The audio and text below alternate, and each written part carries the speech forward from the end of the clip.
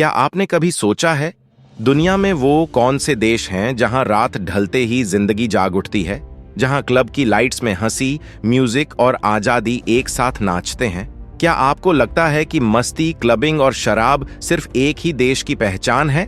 अगर हाँ, तो वीडियो छोड़ने से पहले पूरी कहानी सुन लीजिए, क्योंकि सच्चाई आपकी सोच से काफी अलग है। दुनिया के अलग अलग कोनों में रात का मतलब अलग अलग होता है। कहीं रात सुकून है तो कहीं रात आजादी। और आज हम बात करेंगे उन देशों की जहां क्लब कल्चर जिंदगी का हिस्सा माना जाता है। लेकिन रुकिए, ये कहानी किसी को जज करने की नहीं है, ना ही किसी देश को ऊंचा या नीचा दिखाने की। ये कहानी है सोच, संस्कृति और आजादी की। पहला नाम आता है रूस। रूस की ठंडी रातें और गर्म क्लब कल्चर। यहाँ की लड़कियां क्लब जाना कोई बगावत नहीं मानती।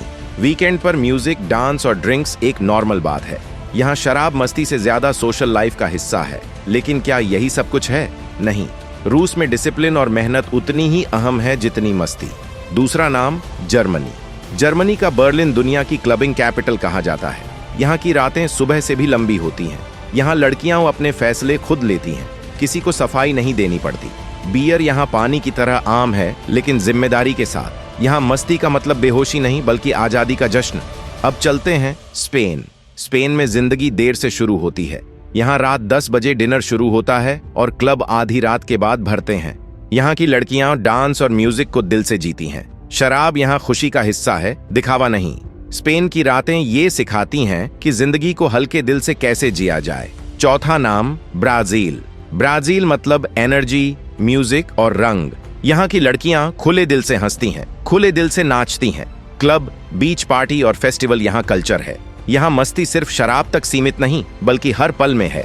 अब आता है सबसे चौंकाने वाला नाम, नॉर्वे और स्वीडन। दिखने में शांत, लेकिन रात में पूरी तरह अलग। यहाँ हफ्ते भर काम और वीकेंड पर फुल एंजॉय। लड़कियां यहाँ बराबरी और आजादी को बहुत सीरियसली लेती हैं।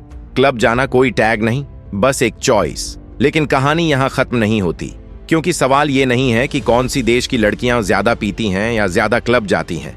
असल सवाल ये है, क्या वो अपनी जिंदगी अपने तरीके से जी पा रही हैं? हर देश की संस्कृति अलग है, कहीं मस्ती खुली है, कहीं सीमित।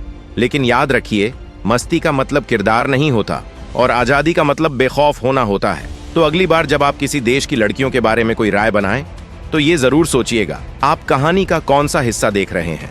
लाइट्स, म्यूजिक या उस आजादी की कीमत जो बाहर से कभी दिखाई नहीं देती? क्योंकि सच्ची मस्ती हमेशा आंखों से नहीं, सोच से समझी जाती है।